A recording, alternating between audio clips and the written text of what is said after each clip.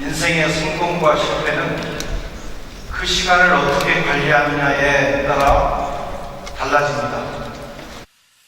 시간을 잘 관리하는 것을 배워야 합니다.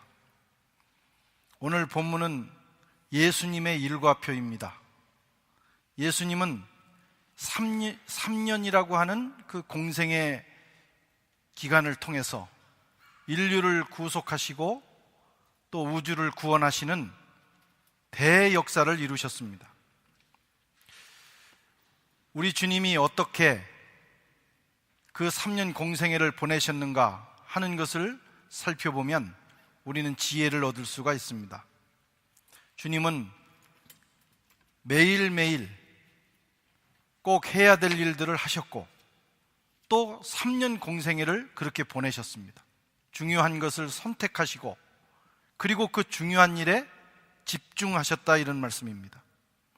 무슨 일이 있어도 반드시 해야 되는 일은 하셨습니다. 그래서 3년이라는 짧은 기간 동안 그토록 위대한 일을 감당하셨던 것입니다. 먼저 주님은 기도하셨습니다. 오늘 35절에 보면 새벽 오히려 미명에 예수께서 일어나 나가 한적한 곳으로 가사 거기서 기도하시더니, 주님은 하루를 기도를 통해서 시작하셨습니다. 주님과 그 제자들은 아주 바쁜 일정을 보냈기 때문에 몹시 피곤했을 겁니다. 아마 제자들보다 주님이 더 피곤하셨을 거예요. 그러나 제자들이 잠들어 있는 동안에 주님은 오히려 일어나셔서 기도의 자리로 나가셨고 거기서 기도하시면서 하루를 시작하셨습니다. 주님은 이 시간을 생명처럼 여기셨습니다. 무슨 일이 있어도 기도는 하셨습니다. 기도를 통해서 하나님께 나가셨고 음성을 들었고 능력과 위로와 지혜를 얻으셨고 하나님의 뜻을 깨달으셨어요. 그리고 그날 하루 종일 해야 될 일들을 하나님과 상의하시면서 하나님의 지시를 받으셨을 것입니다. 어떤 분들은 기도에 대해서 이렇게 생각합니다. 그것은 할 일 없는 사람들, 한가한 사람들이나 하는 일이다. 그런 종교 행위다. 한량들이나 행하는 소일거리로 생각합니다.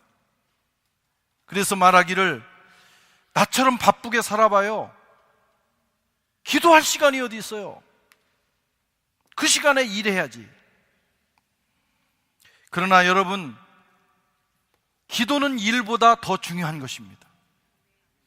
세상에 기도보다 더 중요하고 더 긴급한 일이 어디 있겠습니까? 기도는 아무리 바빠도 해야 되는 일이에요. 호흡과 같습니다. 여러분, 바쁘다고 숨 안 쉽니까? 호흡과 같다 이거예요. 바쁠수록 해야 되고 바쁘기 때문에 해야 하는 것이 기도입니다. 왜냐하면 우리가 기도할 때, 우리가 무릎을 꿇을 때 하나님이 우리를 도우시고 천군 천사를 파송해 주시고 주님이 우리를 위해서 대신 일하시기 때문입니다. 우리가 기도에 무릎을 꿇으면 그때 하나님의 능력이 우리에게 임합니다. 기도는 하늘을 얻는 시간이에요. 그거보다 더 중요한 일이 어디 있겠습니까? 바라기는 우리 선한교회 성도님들은 아무리 바빠도 기도의 자리로 나가시기를 바랍니다. 기도를, 우리 주님처럼 기도를 일생의 우선순위에 두고 다른 일은 못해도 기도는 반드시 한다, 이렇게 결정하시고 나가실 때 저와 여러분들의 인생이 정말 성공적인 인생이 될 줄로 믿습니다. 19세기 최고의 설교가였던 스펄전 목사님은 19세기에 런던에서 6,000명에서 많을 때는 2만 명까지 모이는 교회를 목회했습니다. 초대형 교회입니다. 그 당시에 어떻게 이런 목회를 감당할 수 있었을까? 많은 사람들이 그에게 그 비결을 물었습니다. 그때마다 그는 사람들을 데리고 자기의 기도실을 보여줬다는 것이. 여기가 제 목회의 비결입니다. 바로 여기가 우리 교회의 영적인 발전소입니다. 여러분, 영적인 발전소가 돌아가야 빛이 전달이 되고 에너지가 공급되는 거예요. 그래서 교회가 움직이고 성도들이 살아나는 것입니다. 기도, 그것이 그의 비결이었어요. 영국이 영적 도덕적 위기를 맞이했어요. 그래서 정신적으로 아주 피폐한 상태가 됐습니다. 그때 요한 웨슬리라고 하는 분이 일어나서 그 나라를 영적으로 재건하게 됩니다. 그는 참으로 바쁜 사람이었어요. 일생을 정말 사역에 헌신하면서 살았습니다. 그가 얼마나 바빴는지 그는 일생 동안 사역을 하면서 책을 200권을 썼습니다. 저는 55년 살면서 한 권 겨우 썼어요. 야, 한 권 내기도 어렵더라고요. 한 권도 못 낸 사람도 많습니다. 그런데 220권을 썼다니까요. 얼마나 책을 쓰기가 어려운 것입니까? 뿐만 아니라 그는 전도 여행을 다니면서 복음을 전했는데 그가 다닌 그 거리를 계산하니까 25만 5천 마일, 킬로미터가 아닙니다. 25만 5천 마일. 파리에서 서울까지 왕복이 12,000마일이에요. 그러니까 파리에서 서울 왕복을 20번 한 겁니다. 말을 타고. 우리가 비행기 타고 서울 한번 갔다 오려면 얼마나 힘들어요. 그냥 비행기에 가만히 앉아 있는 것도 힘들어요. 그렇게 먼 거리입니다. 그런데 전도 여행을 20번 서울 왕복한 만큼 그는 했어요. 어떻게 이런 일들을 감당할 수 있었을까? 어떻게 그런 체력이 오고 어떻게 그런 많은 일들을 감당할 수 있었을까? 그의 비결은 기도에 있었습니다. 그는 아무리 바빠도 새벽 4시에 일어났다고 그래요. 그래서 2시간 기도하고 또 수요일과 금요일에는 금식하면서 기도했다고 합니다. 기도가 그의 사역의 비밀입니다. 인도의 선교사였던 하이드라고 하는 분이 있어요. 이분은 1900년대 초에 정말 탁월한 선교 사역을 했던 분이에요. 그런데 그는 청각 장애를 가지고 있었습니다. 안 들리니까 말을 배울 수가 없어요. 여러분, 원주민 선교라고 하는 것은 일단 그 원주민들의 말을 배워야 하는데 말을 배우기가 너무너무 힘들어. 말을 해도 정확하게 못 들으니까 발음이 정확하지를 않습니다. 뿐만 아니라 이분은 내성적인 성격이어서 수줍음을 그렇게 많이 탔다고 그래요. 선교사로서는 아주 좋지 않은 조건을 다 가지고 있는 거예요. 성격적으로 또 그의 재능에 있어서. 그런데 그가 잘하는 일이 하나 있었는데 오직 기도하는 일이었다고 합니다. 그는 늘 기도했습니다. 하나님 앞에서 기도하는 시간을 많이 보냈습니다. 밤을 새워 기도했고 밤마다 서너 번씩 깨어서 기도했고 때로는 얼굴을 땅에 대고 기도하다가 잠들 정도로 늘 기도하는 삶을 살았습니다. 그래서 사람들은 그를 기도하는 하이드, 전기 작가는 그에 대해서 쓰면서 그는 기도의 사도였다. 그가 기도하다가 어느 날 이런 마음이 들었어요. 내가 선교사로 왔는데 그래도 전도를 해야 돼. 회심자를 얻어야 될 거 아니냐. 그래서 하나님 앞에 기도했습니다. 하나님, 제가 하루에 한 사람씩만 회심자를 얻게 해주십시오. 그리고 나가서 그 어눌한 언어를 가지고 전도를 시작을 했어요. 사람들이 처음엔 우려했습니다. 그 불가능한 일이라고. 우리가 그동안 와서 이렇게 선교를 했지만 그렇게 사람을 많이 얻을 수가 없다고. 사실 1년에 365명을 얻는 거니까 하루에 한 명 따지면 별거 아니지만 1년을 따지면 어마어마한 일이에요. 우리 여기 모인 성도보다 더 많은 여기 그런 만큼을 얻어야 되는 거예요. 그런데 놀라운 것은 그 한 해에 400명이 회심하고 돌아왔어요. 그는 다음에 또 기도했어요. 하나님, 금년에는 하루에 2명씩입니다. 그 해에 800명이 회심했어요. 또 어떤 해에는 1600명이 회심해서 그리스도께로 돌아오는 기적이 일어났다고 합니다. 그의 비결은 무엇입니까? 그가 언어가 갑자기 트여서 그런 게 아니에요. 그가 탁월한 전도의 능력이 있어서가 아닙니다. 하나님께 드린 그 기도가 열매를 맺은 거예요. 여러분, 기도하시기를 바랍니다. 우리는 일이 힘들다고 합니다. 원래 일은 힘든 겁니다. 노는 것도 힘든데 일이 힘들지 않겠어요? 예. 인생이 힘들다고 합니다. 인생은 다 힘든 거예요. 고난을 위해서 나서 고난받다가 인생이 끝나는 것이 인생입니다. 사명 감당하는 것이 힘들다고 그래요. 파리 생활이 힘들다고 그래요. 어디 생활은 힘들지 않아요. 지난주에도 말씀드렸잖아요. 아프리카 가면 더 힘들다고. 아시아 가면 쉬울 것 같아요. 다 힘들어요. 힘들지 않은 일이 없습니다. 그러나 여러분, 진짜 힘든 것이 뭔지 아십니까? 뭐 때문에 힘든지 아십니까? 기도하지 않기 때문에 힘든 거예요. 여러분, 기도하면 힘든 일을 감당할 수 있는 능력을 부어주십니다. 기도하면 장애물을 넘어갈 수 있는 권능을 부어주시는 거예요. 우리가 기도의 무릎은 꿇지 않고 문제만 바라보기 때문에 문제가 힘들게 느껴지는 거예요. 그런 사람은 늘 패배할 수밖에 없어요. 하지만 힘든 일, 내가 때로는 능력이 부족할지라도 여러분, 기도하면 우리는 그 일을 능히 감당하게 되는 것입니다. 예수님도 마찬가지였어요. 예수님도 하나님이시지만, 신이시지만 그는 육체를 입고 오셨기 때문에 우리하고 똑같은 조건으로 사셨어요. 안 드시면 배가 고픈 거예요.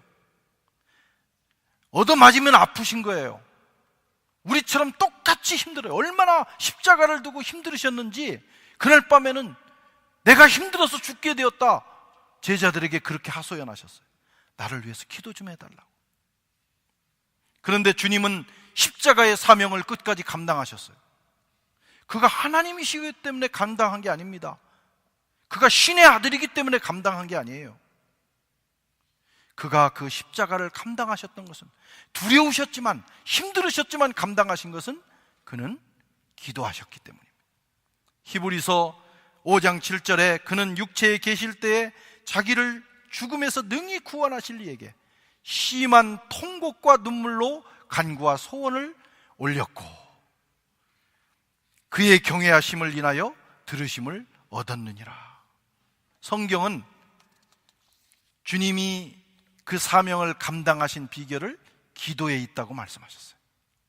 주님은 하루를 기도로 시작하셨고 온종일 기도하는 마음으로 사역을 하셨고 결정적으로 어려울 때는 눈물과 통곡으로 기도하셨다는 겁니다.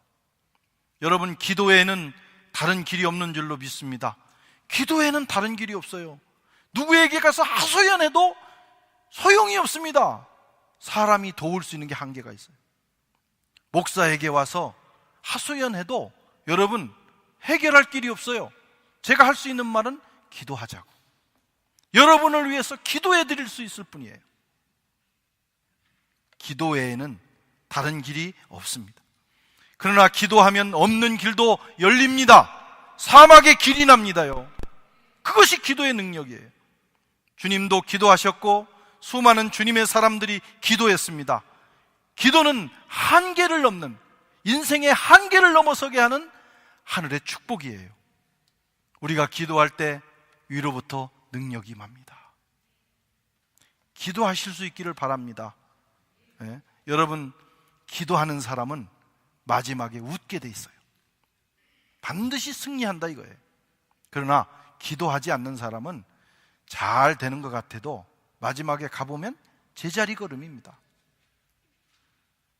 저와 여러분들에게 기도의 문이 열리고 기도의 능력이 부어지기를 주의 이름으로 축원합니다. 두 번째로 주님은 기도 다음으로 전도를 소중히 여기셨어요. 그래서 전도에 자기의 많은 시간과 에너지를 투자하셨습니다. 38절 9절을 같이 읽겠습니다. 이르시되 우리가 다른 가까운 마을로 가자. 내가 이를 위하여 왔노라 하시고 이에 온 갈릴리에 다니시며 저희 여러 회당에서 전도하시고, 주님이 기도하시는 목적이 있었습니다. 그것은 전도하기 위한 것입니다. 전도는 주님이 이 땅에 오신 사명 중에 하나입니다. 주님은 그것을 잘 감당하기 위해서 기도하셨고 또 그 일을 위하여 자기의 모든 에너지와 시간을 투자하셨어요. 주님의 제자들이 주님을 찾아와서 말합니다. 주님, 지금 사람들이 아침부터 막 밀려오고 있습니다. 아마 오후쯤 되면 구름대처럼 몰려올지도 모릅니다. 성경에는 그렇게 안 써 있지만 아마 그렇게 보고를 한 것 같아요. 그 제자들이 기대하기는, 그래, 지금부터 우리가 찾아가서 전도하기도 힘든데 이렇게 온다니 참 감사한 일이다. 지금부터 우리가 잘 준비하고 전도하자. 이렇게 대답이 나와야 되는데 주님께서 의외의 대답을 하십니다. 자, 짐 싸라. 다른 마을로 빨리 가자. 그리고 거기서도 전도하자. 우리 성경을 읽을 때마다 참 의아합니다. 직접 찾아온 사람들을 외면하신 주님, 그들에게 복음을 전하면 얼마나 효과적이겠어요? 왜 주님이 그러셨을까? 중요한 이유가 두 가지 있습니다. 하나는 군중들을 피하신 거예요. 지금 주님을 찾아온 군중들은 다양한 목적을 가지고 오는데 어쨌든 그들에게 주님은 아침부터 찾아야 되는 스타 중에 스타입니다. 한번 만나보고 싶은 분, 그의 기적을 한번 보고 싶은 사람,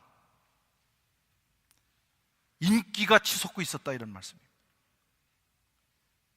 주님에게 위기가 온 거예요. 광야에서 사탄이 시험했습니다. 성전에서 뛰어내려라. 그러면 천사들이 와서 받을 것이다.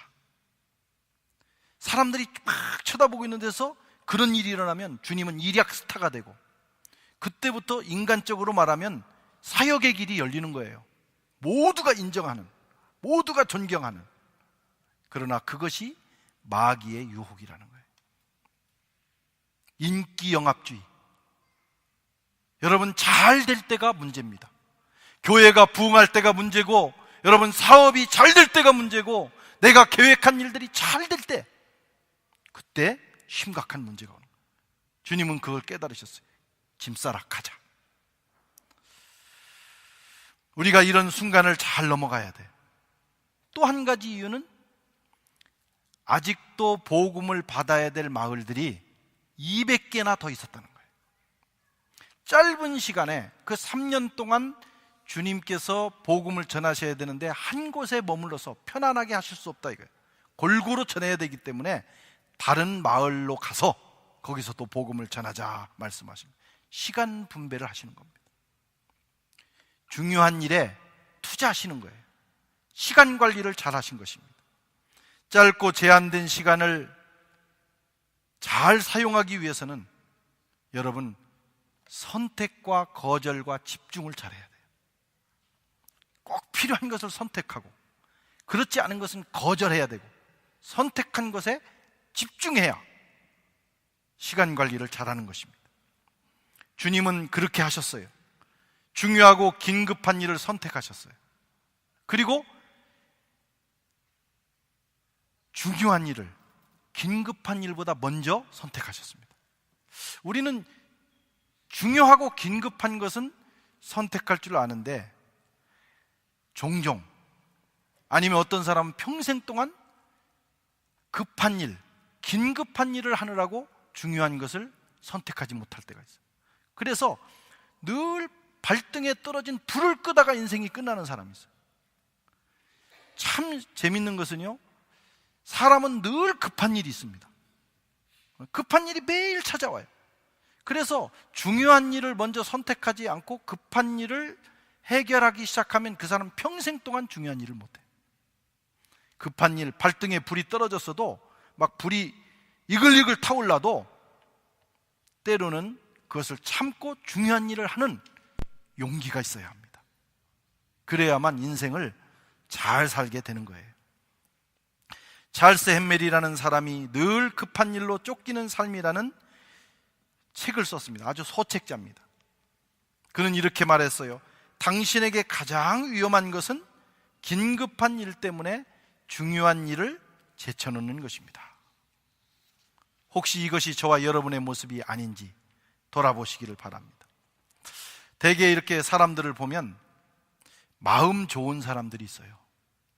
마음이 좋아가지고 누구의 부탁도 거절하지 못하는 분들이 있어요. 그런 사람들이 성공하지 못합니다. 그리고 인생의 성과를 내지를 못해요. 마음은 좋은데, 그래서 온갖 일들을 다 감당하다가 번아웃 되는 것입니다. 마음이 너무 좋아서 선택과 거절을 못해요. 특별히 거절을 못해요. 받아놓고는 후회하는 겁니다. 아이고, 그거 받지 말아야 했어야 되는데, 그거 하면 안 되는데. 그리고 결국은 감당도 못하고. 저도 그런 때가 있었어요. 거절을 못해. 누가 온다고 하면 거절 못하고, 누가 뭘 해달라고 하면 거절을 못하고, 그리고는 그래도 해결을 해야 되니까 나중에 거절해야 될 때, 처음부터 딱 잘랐으면 얼마나 좋아. 거절해야 될 때 이미 수락을 해놓고 거절하려니까 얼마나 힘들어요. 그래서 그것 때문에 고민하고 에너지를 거기에 다 쏟는 경우가 있어요. 요즘은 조금씩 거절하는 능력이 생겼어요. 그래서 이게 중요하지 않다 그러면 거절하는 거예요. 어떤 것은 맡았던 일도 내려놓습니다. 이 일이 중요하기 때문에 내가 온 동네 일을 다 할 수는 없잖아요. 제가 지금까지 딱 또 한 가지 잘한 것이 있는데, 뭘 잘했냐면, 저는 목회를 시작하면서 공항 목회를 안 하겠다 결심을 했어요. 이 디아스포라 목회를 하는 분들이 특히 미국이나 이런 사회를 가면 공항 목회라는 게 있어요. 한국에서 이민 오는 분들, 이런 분들이 공항에 내리면 여러 목사님들이 이미 대기하고 있다가 교인 하나 챙기기 위해서 공항에 가는 거예요. 또 가는 분을 위해서 공항에 가고. 참 소중한 마음입니다. 귀한 마음이죠. 그렇게 해서라도 교회가 부흥하고, 그렇게 해서라도 성도들을 관리하고 또 섬기는 거 참 좋아요. 그 자체가 나쁘다고 생각하지는 않아요. 근데 저는 처음부터 어떻게 생각했냐면, 차라리 그 시간에 더 중요한 일을 하겠다. 내가 공항 가서 맞이하지 않는다고, 내가 가시는 분 공항까지 따라가지 않는다고 그분이 뭐 지옥 가는 것도 아니고, 그분의 인생이 뭐 망하는 것도 아니고, 교회에서 떠나실 때 인사하고 기도해드리면 되는 거예요.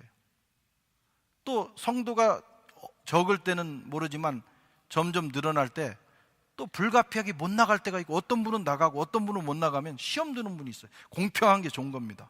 다 똑같으면 시험 들 일이 없는데, 저분은 나가고, 나는 유학생이니까 안 나가고, 저분은 주재원이니까 나가고. 야, 목사님, 그렇게 오해하는 거예요. 우리는 그런 오해할 필요가 없어요. 다 안 나가니까. 예. 강사님이 오시거나 특별하게 내가 나가야 될 경우를 제외하고는 모든 성도들한테 제가 아주 공평하게 애기할리 때 다 똑같이 하는 거예요. 지금 돌아보면 참 그 선택은 잘했다 생각을 해요. 왜냐하면 매일 내가 공항에 나가 있으면 언제 성경 보고, 언제 기도하고, 언제 글 쓰고, 언제 여러분들을 만납니까? 더 잘해야 되는데, 시간이 갈수록, 나이가 들수록 인생이 짧아지기 때문에 중요한 것을 깨닫고 선택하는 지혜가 있어야 돼요. 저와 여러분들에게도 그런 역사가 있기를 바랍니다. 주님은 선택과 거절을 잘 하셨기 때문에 아버지께로부터 받은 사명을 온전하게 감당하실 수가 있었습니다. 전도, 주님은 그것을 위해서 모든 에너지를 쏟으셨어요. 여러분, 전도는 우리의 사명이기도 합니다. 우리도 주님처럼 전도하는 일에 에너지를 쏟아야 돼요. 만나서 사귀고 노는 것도 좋지만, 그것도 성도 간에 필요하지만, 우리는 전도라고 하는 사명에 포커싱 해야 돼요. 언제든지 그 일을 해야 돼요. 여러분, 어떤 사람은 예수 믿고 평생을 예수 믿고 한 명에게도 전도 못한 사람이 있어요. 마음에 찔리는 분들이 있을 거예요. 10년, 20년 믿었지만 1년에 한 명 전도는커녕 평생 동안 예수님을 전하지 못한 사람도 있을 거예요. 나중에 예수님 만날 때 여러분 예수님 앞에 어떻게 얼굴을 들겠어요? 전도하셔야 됩니다. 그것은 신앙의 본질이고 그것은 교회의 본질입니다. 요즘 교회는 전도하지 않습니다. 전도하지 않기 때문에 교회가 힘을 잃어버리는 거예요. 전도할 때 성령이 역사하시고 여러분 전도할 때 생명력이 살아나게 되는 것입니다. 전도할 때 우리가 신앙의 본질을 붙드는 거예요. 전도하지 않으면 결국은 망하게 돼 있습니다. 이 사명을 잘 감당하는 인생을 하나님은 축복하실 것입니다.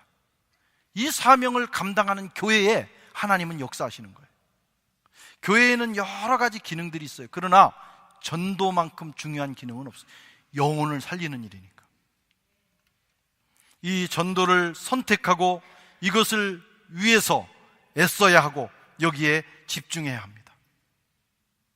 전도한 후에 교제도 하고 전도한 후에 또 다른 봉사와 선교도 하는 거예요. 섬김도 하는 거예요. 전도가 제일 중요합니다. 이 가치에 헌신하지 않는 교회는 결국은 그 소중한 에너지를 허탄한 일에 허비하게 됩니다. 우리가 주님 만날 날이 다가오고 있어요. 인생의 끝자락에 섰을 때 우리가 보낸 대부분의 시간을 가지고 주님을 만날 것입니다. 그때 우리는 정말 하나님 앞에 기쁨으로 서게 될지 아니면은 가슴을 치면서 후회하면서 주님 제가 평생을 예수 믿었지만 한 명도 전도하지 못했어요. 그게 그렇게 중요한 일인지 알지 못했어요.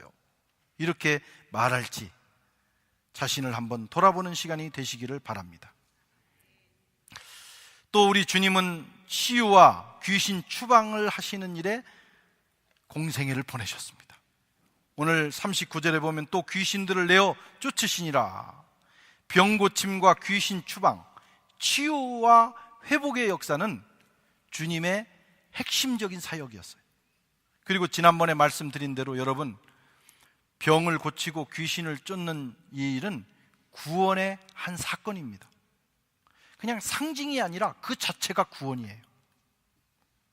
주님은 그래서 이 귀신 쫓고 병 고치는 일에 최선을 다하신 것입니다. 이것은 또한 하나님 나라의 임재의 상징이기도 했어요. 하나님 나라가 임한 곳에는 치유와 회복의 역사가 일어납니다.